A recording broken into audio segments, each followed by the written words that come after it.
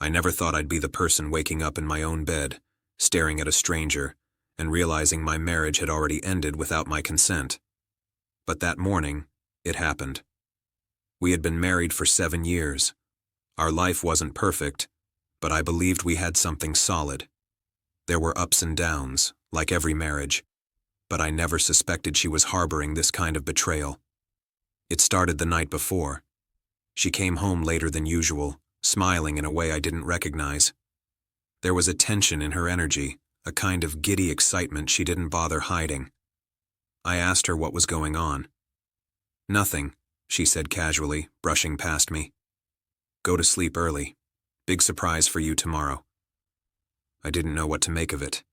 At first I assumed it was some elaborate birthday joke or a romantic plan she had cooked up. I went to bed with a small flicker of hope, completely unaware of the storm that was about to hit.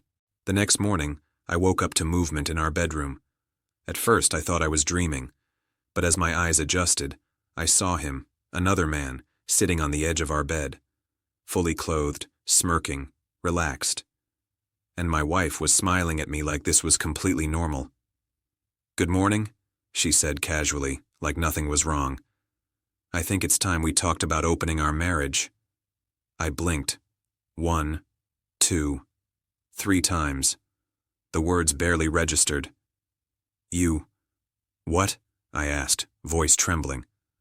"We can explore new experiences," she said brightly, as if explaining a recipe. "It'll be fun. I spoke to him about it, and he's very respectful. You'll see. It's just freedom. Trust me, it'll be exciting." I felt my chest tighten. My stomach lurched.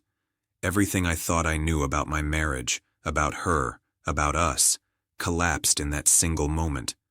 I couldn't even speak. I wanted to shout, to demand, to throw him out, to scream at her. But the words got stuck. I felt paralyzed. I can't," I stammered. "This isn't... I don't..." She tilted her head, patient and calm, like I was overreacting to an ordinary proposal. "You don't have to do anything. Just think about it. Don't be so rigid. Life's short. Experiences are meant to be shared." I stared at her in disbelief. Life's short? Experiences are meant to be shared? In our bed? With a man I didn't even know existed in my life until 5 minutes ago? "You brought him here. Here. In our bed?" I managed to choke out. "Yes," she said, her voice still cheerful. "It's more comfortable this way. You'll get used to it." I felt a cold fury rise in me, but it wasn't just anger. It was betrayal of the deepest kind. This wasn't just emotional cheating. This wasn't flirting behind my back. This was blatant, premeditated, unapologetic disrespect. I finally found my voice. "You know what this is?" I asked, keeping my tone low but firm. "This is betrayal. This is humiliation. You didn't ask me for an open marriage. You just decided for both of us." Her smile faltered slightly. "Well, we can still discuss it. I wanted to be honest with you, right?" Honest. That word hit me the wrong way. This wasn't honesty. This was manipulation disguised as candor. This was a declaration that my feelings didn't matter. I got out of bed and walked to the door. "You know what?" I said, my voice steady now. "If this is the person you want, then this isn't my marriage anymore." She looked at me like I was overreacting. He looked confused, like he hadn't expected me to actually resist. I continued. "I'm not part of this. I'm not a spectator in my own bed. I'm not okay with this, and I never will be." I grabbed a bag, throwing in a few essentials, and walked out. I didn't argue. I didn't negotiate. I didn't want to prolong the humiliation.